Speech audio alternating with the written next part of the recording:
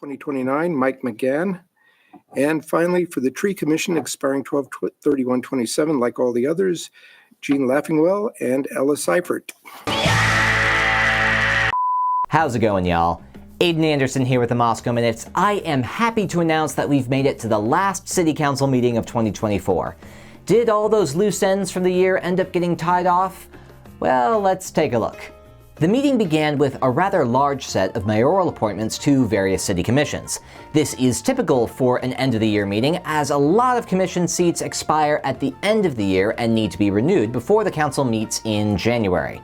Among these appointments was the reappointment of City Councilor Sandra Kelly to the Moscow Urban Renewal Agency, or MURA. Normally there's not much said about the mayor's appointments, but at this meeting, Councilor Haley Lewis spoke up about the nature of the MURA appointment process. Apparently because she was interested in serving on the board herself, but did not have a chance to pass her interest along to the mayor in time or in a manner that would allow her to be considered for the position. This resulted in some back and forth with the mayor and other members of council before a vote was called for. This vote to approve the set of appointments as presented passed 5-1, with Haley being the dissenting vote. I think it's also worth posing a question here. Councilor Sandra Kelly was listed as one of the appointees on this list and yet did not recuse herself from voting for the appointment list. In other similar circumstances, councilors have publicly recused themselves from voting when an item presents a potential conflict of interest, or at least acknowledge their relationship to the item, along with a promise not to let that relationship impact their vote.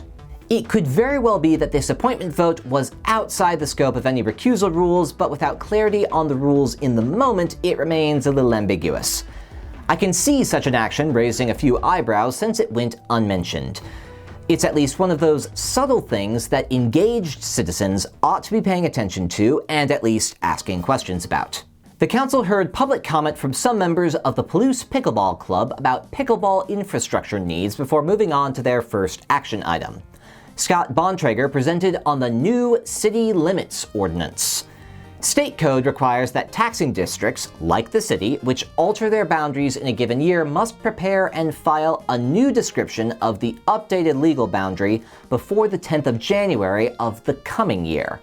The city made several adjustments this year, including the annexation of the Lineview subdivision, Wild Rose Court division, and the Somo Business Park. The ordinance simply updates the city limits for the state, and thus it was approved unanimously by the Moscow City Council. Police Chief Anthony Dollinger, wearing the hat of staff liaison to the Moscow Human Rights Commission, presented on the next item. This was a request from the commission to sponsor the annual Martin Luther Human Rights Community Breakfast in the amount of $750. The commission regularly sponsors this event and raises the money itself every year, but it was caught off guard by the recent changes to the city's procurement policy. As such, the action needed to be brought before council, and the council unanimously approved the sponsorship. Last on the agenda, an update on the East City Park project. The city has been working with Design West Architects on possible options for a new stage at East City Park, since the last one was torn most of the way down earlier in the year due to water damage, making the structure hazardous. Cody Riddle of city staff and Ned Warnick of Design West presented on the ideas which the city is currently exploring. There are essentially two options for the stage. One involves constructing the stage as per its original location, and one involves constructing the stage to share a wall with a park restroom structure, facing the playground and making use of the park's natural amphitheater.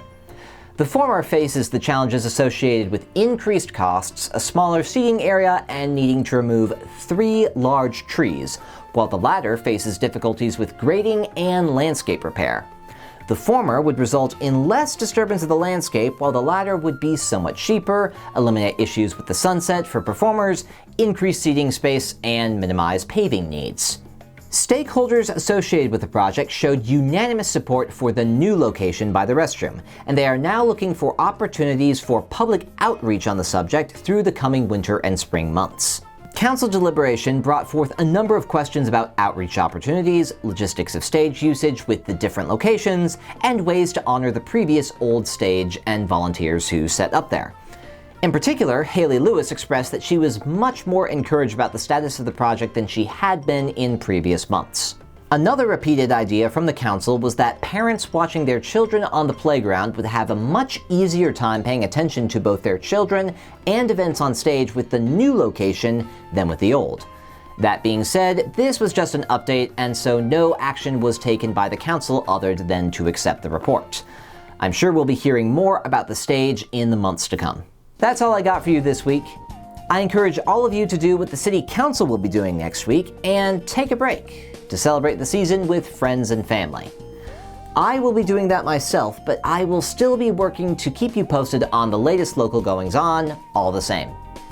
As always, we'll have the relevant links posted with this video, and if you have any questions, please reach out.